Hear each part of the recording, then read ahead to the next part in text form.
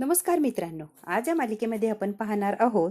श्रावणीला आता चहा बनवायला लावलेलं असतं. आता चहा बनवायचं म्हटलं की सगळं सामान कुठे आहे, साहित्य सगळं सगळं शोधण्यापासून तिची सुरुवात झालेली असते. चहा पावडर, साखर, पातेलं, गॅस पेटवायचा, त्यासाठी काडीश पेटी, पाणी घ्यायचं, सगळं सगळं काही बिचारी शोधाशोध करत असते. त्यांच्याकडे एका जागेवर काहीच नसतं आणि ही त्या घरात नवीन असते.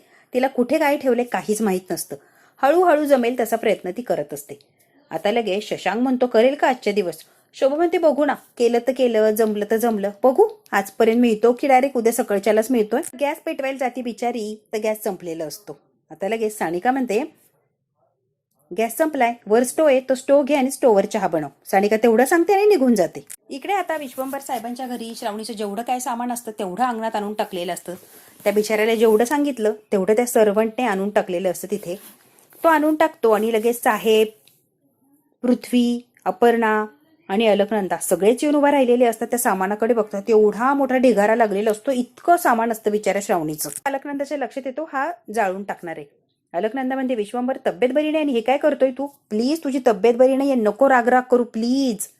विश्वंभर त्या सर्वंटला म्हणतो, माचीस दे, माचीस दे. वर म्हणता, सांगितलेलं कळत नाही काय रे, माचीस दे म्हणल्यावर माचीस दे. नंदा थांबवण्याचा प्रयत्न करत असते. विश्वंभर साहेब कोणाचंच काय ऐकायला तयार. इकडे आता श्रावणीला चहा बनवायला लावलेलं असतो आणि चहा बनवण्यासाठी गॅस संपलेला असतो. स्टोव घ्यायचा, स्टोव मध्ये रॉकेल टाकायचं, त्यानंतर तो पेटवायचा, तिथून पुढे चहा ठेवायचा, एवढी प्रोसिजर असते. आता हे सगळे टकलावून बघत असतात की ही श्रावणी चहा कसा बनवते. तो पेटवलेला असतो. जास्ती रॉकेल काढल्यामुळे काडी लावल्या लावल्या भडका उडतो आणि सगळा जाळ श्रावणीच्या अंगावर येतो. बिचारी तर हात भाजलेला असतो, जोरात अशी किंचाळते. चहाचं पातेलं खाली सांडलेलं असतं.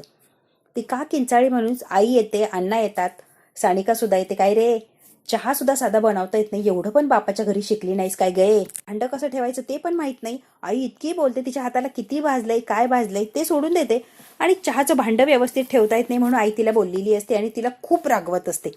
बिचारी एक तर घाबरलेली असते. यांचा तमाशा चाललेला असतो. शोभा आगेत ते लोटत असते की शायनिंग मारायला गेली, सगळं सांडलावण केली, पसारा घालून ठेवला, काय काय काय आईला अजून भडकवून देत असते आणि आई काय तशी तशी बडबड करत असते. तेवढ्यात काय बाहेर गेलेला शुभू घरी आलेला असतो आणि शुभू बघतो की हे सामान वगैरे सगळं सांडले आणि बिचारी श्रावणी स्वतःच हात असं फुंकत असते, कारण त्याची आग होत असते, खूप भाजलेलं असतं. काय झालं काय झालं, दाखव दाखव. पटकन पाण्याचा तांब्या भरतो आणि त्या तांब्यामध्ये त्याने हात बुडवलेला असतो की बघ आता थंड पडेल. शोभा म्हणते, बघितलं का काय चाललंय, बघा बघा भाऊ बायकोचा बैल कसा झाला, बघताय ना, बघा बघा सगळ्यांनी बघा आमच्या भाऊ बायकोचा कसा बैल झाला. म्हणतो, तायडे काय बडबडतीयस ग, तिला भाजलंय, तिला त्रास होतोय, तुला कळत नाहीये, तिला नाहीये सवय याची, तिला किती त्रास होतोय, तोंडाला येते ते बडबड बडबड करते, जरा गप की. आता शुभूने त्याला उत्तर दिलेलं असतं लगेच शोभाला. लगेच आई म्हणते, शोभा शोभे कशाला त्याला काय सांगते, काय सांगायचं बोलायचं काही राहिलंय का? काहीच राहिलेलं नाहीये, कुणालाच काही बोलायचं नाही, कुणाला काय फरक पडतोय, नको बोलायला जाऊ शोभे. आई आता शुभूकडे बघते आणि मुद्दाम टोचून शोभाला बोलत असते. बहीण सोडलं आणि परक्या पोरीला महत्व देतोय, त्याच्याकडून काय अपेक्षा ठेवायची आपण, नको शोभे बोलू, कशाला तोंडाच्या वाफा दवळतीये, तो आपला राहिलाच नाहीये, तो आपल्याला किंमत देतच नाहीये ना, परक्या पोरीच्या मागे मागे फिरतोय तो, कोणाला काय बोलणार आणि कोणाकडून काय अपेक्षा ठेवणार, तूच सांग शोभे. पण आई तू उलट मलाच बोलतीस होय, दिसेना झालंय श्रावणीला किती भाजलंय, तिला नाहीये सवय या गोष्टींची, भाजलंय नाही तिला हाताळता येते. तुम्हाला सगळ्यांना दिसतंय तिला कुठच्याच कामाची काहीच सवय नाहीये, तरी मुद्दाम तिला टॉर्चर करताय ना. ताई टोमणं मारतीये, नको नको ते बोलतीये, दिसत नाहीये, बाजू घेतीयस. वा, दोघींनाही बोलतो आणि त्यांचा आवाज बंद करतो, पण त्या काय बंद होणाऱ्यातल्या नसतात. चांगलं चाललंय ना, एक नंबर चाललंय. शुभवंत श्रावणी, ही लोक तुझ्याशी लय वाईट वागताय, ही माणसं राहिलेलीच नाहीये, त्याच्या मनात फक्त तुझ्याविषयी द्वेष भरलाय, द्वेष. तुला काय करणार आणि काय नाही त्यांची अशी अवस्था आहे. ती किती काय केलं तरी यांच्यात काहीच फरक पडणार नाही आणि बदल तर अजिबात होणार नाही. त्यामुळे श्रावणी, या लोकांच्या प्रेमाची अपेक्षा करूच नको, हे सुधारतील हे विसरून जा. डोळ्यात देखत हा अन्याय नाही बघू शकत. प्लीज प्लीज श्रावणी, तुझ्यावर होणारा अन्याय मला सहन होत नाहीये.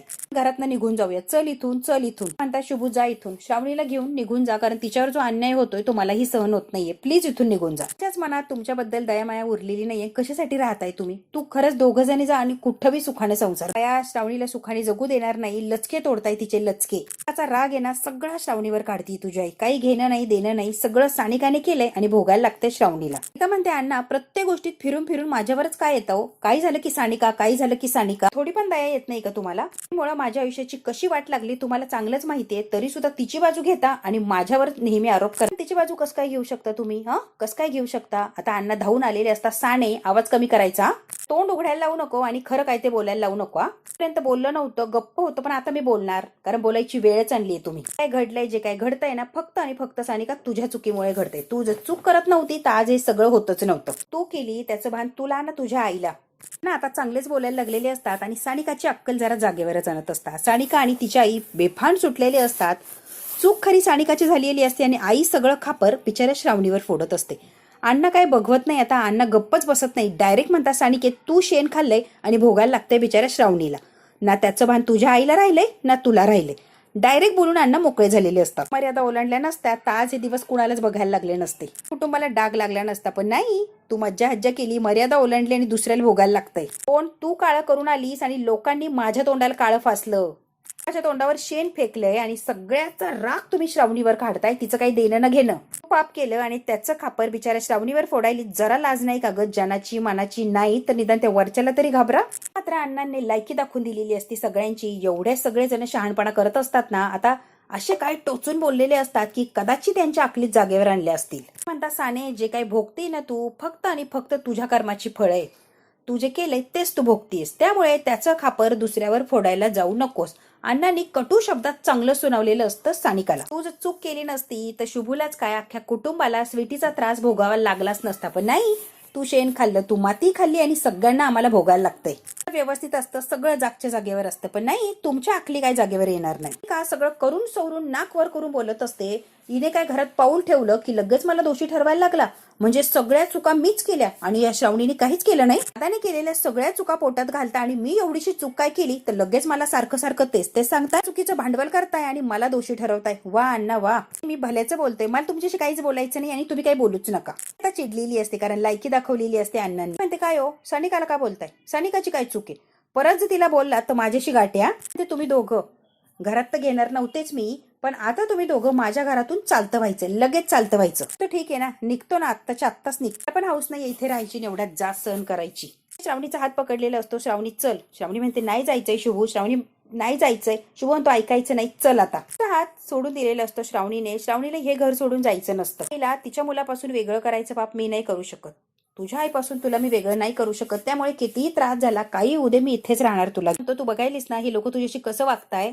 अगं माणूस की विसरून गेले सगळे. असेल तर तू जा, मी येत नसते. मी माझं सासूर सोडून कुठेच येणार नाही, हे तू लक्षात घे. म्हणतात, श्रावणी बाळा, ह्या लोकांची मनं वळवण्याचा जो प्रयत्न करतेय ना, तो आयुष्यभर जरी केला तरी यांची मनं कधीच वळवू शकणार नाही आणि या लोकांना समाधानी तर तू कधीच करू शकत नाही. निराशाच मिळणार आहे तुला. कधीच ही लोक तुझ्या बाजूने उभे राहणार नाही किंवा एकदा तरी तुला चांगलं म्हणणार नाही. हा दिवस उगवणारच नाही. म्हणते, बाबा प्लीज प्लीज माझं ऐकून घ्या. मी जे काय करते ती योग्यच करते. प्लीज मला सारखं सारखं म्हणू नका. मी नाही जाणार आहे कुठे. ते शांत आणि का त्रागा करताय तुम्ही?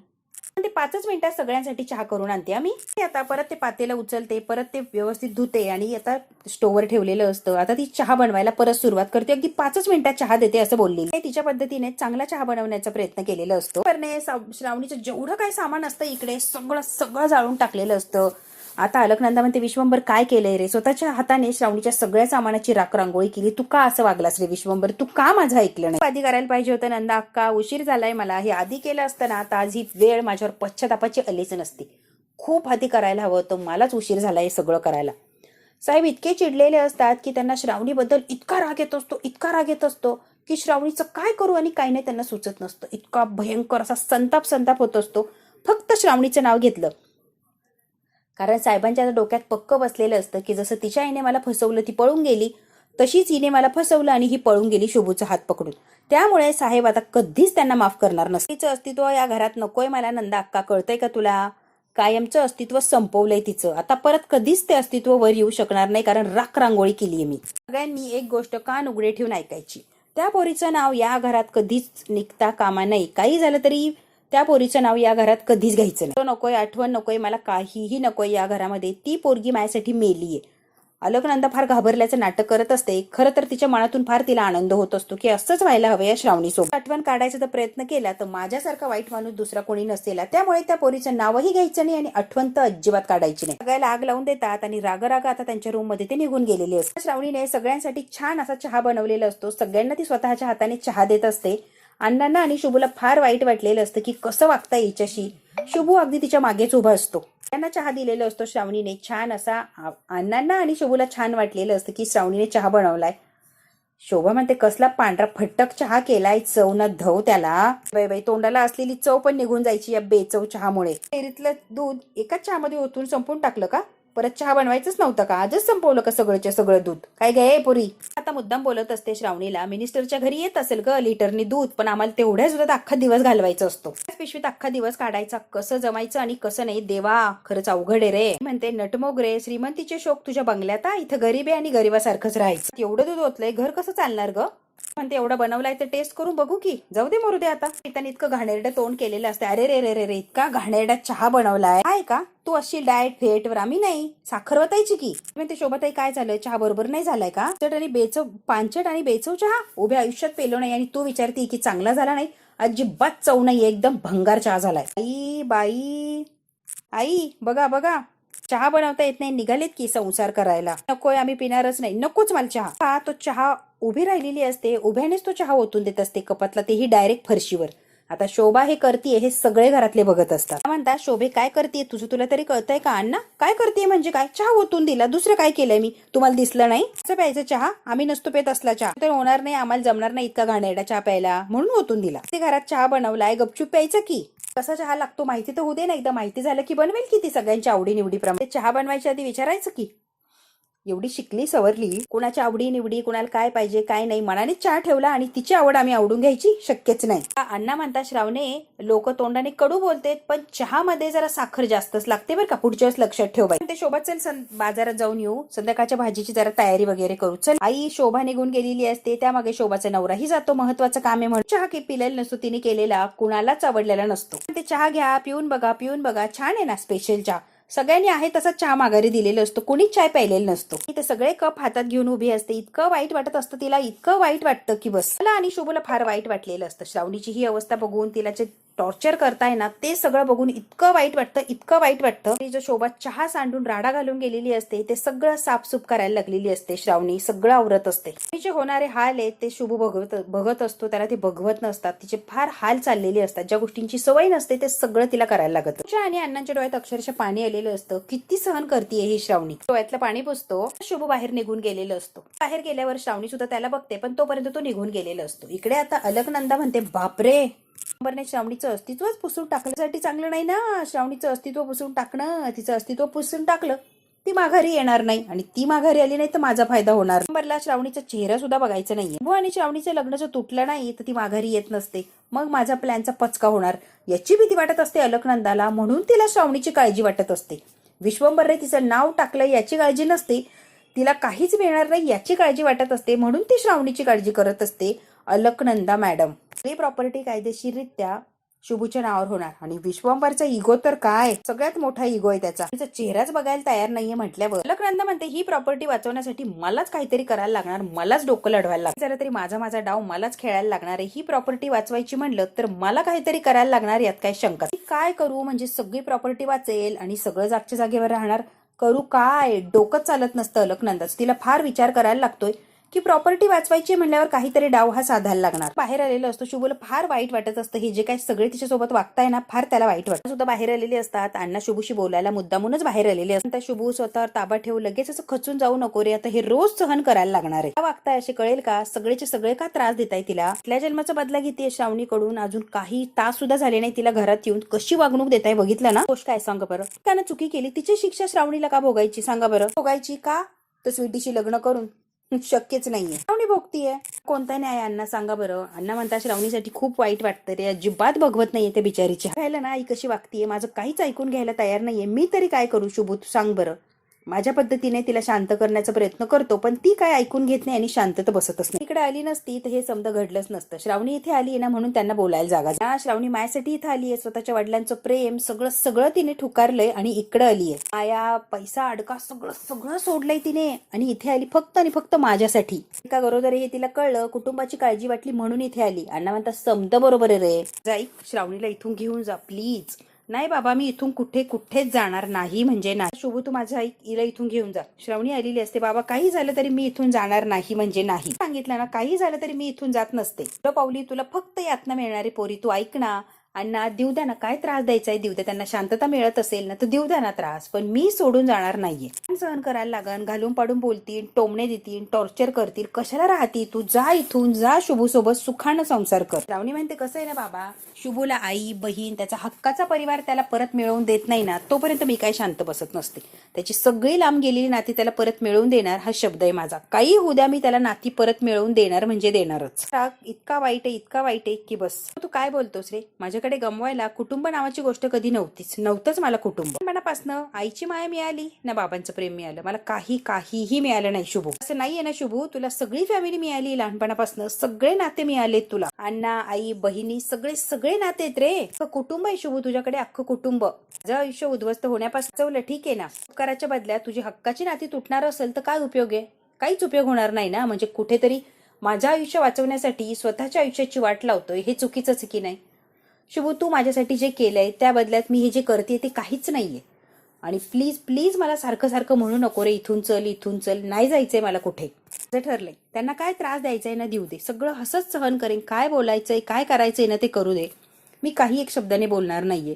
जेव्हा मला सहन होणार नाही तेव्हा मी सांगेन, पण जोपर्यंत मला सहन होतोय तोपर्यंत ते जे काय टॉर्चर करताय मी सगळं सहन करेन. तू मात्र शुभू काहीच बोलायचं नाही. म्हणते, मला खात्री एक दिवस सगळं नीट होईल आणि ते नक्की मला स्वीकारतील. सगळे माझ्या आनंदाने स्वागत करतील, मला बोलायला लागतील, माझ्याशी प्रेम करायला लागतील. सगळं छान आणि हस्तखेळतं वातावरण होईल. एक दिवस नक्की येणार म्हणजे येणार. त्यांना आणि शुभूला फार कौतुक लागत असतं. श्रावणी इतका सुंदर विचार करत असते सगळ्यांच्याच बद्दल. त्या इतक्या टॉर्चर करता आल्यापासून तरी सुद्धा श्रावणी सगळ्यांबद्दल चांगलाच विचार करत असते. खूप कौतुक लागलेलं असतं अण्णांना की काय सून मिळालीये मला. मग कुठे जाऊन तुझ्या चेहऱ्यावर मोठं स्माइल येईल ना, ते स्माइल मला बघायचंय शुभू. चेहऱ्यावर जोपर्यंत तू आनंद आणत नाही तोपर्यंत मी शांत बसणार नाही, मला समाधानच मिळणार नाही. घरातनं कुठे जाणार नाहीये अण्णा. श्रावणी बाळा, मार्ग निवडला इतका कठीण आहे की बस काटे पेरलेत. म्हणते, लहानपणापासून मी काट्यावरच चालत आली हो. ना बाबाचं ना आईचं कुणाचंच प्रेम मिळालं नाही. खडतर आयुष्यच जगत आलीये. मला माहितीये ना, आपण एका चक्रव्यूहामध्ये अडकलोय. काही करून हे चक्र मला भेदावं लागणार आणि चक्रव्यूहातून बाहेर पडायला लागणार म्हणजे लागणार. आणि हो, मी नक्की बाहेर पडणार म्हणजे पडणारच. कुटुंबासाठी आणि शुभूसाठी मी हे करणार म्हणजे करणारच. त्या चेहऱ्यावर फार छान असा हसू आलेलं असतं, एक कॉन्फिडन्स असतो श्रावणीकडे आणि ती हरणार नसते. ती म्हणते, एक दिवस सोन्याचं उगवणार, याची वाट मी नक्की बघणार म्हणजे बघणारच. शुभू आणि अण्णा फार कौतुक आणि श्रावणीकडे बघत असतात. तिचे विचार, तिचं वागणं बोलणं इतकं छान असतं की ते अगदी भारावून गेलेले असतात. खरं तर मित्रांनो, श्रावणीने आता जे काही ठरवलंय ते अगदी तसं आणि तसंच ती करणार आहे का बघू. आणि सगळ्या याच्यामध्ये तिला यश मिळणार का आणि सगळी प्रेमाची नाती तिला परत मिळणार का, हे जर बघायचं असेल ना मित्रांनो, तर बघायला लागणार आहे आपल्याला पुढचा भाग. हा भाग इथेच संपतोय. व्हिडिओला लाईक, शेअर, सबस्क्राईब नक्की करा. धन्यवाद मित्रांनो.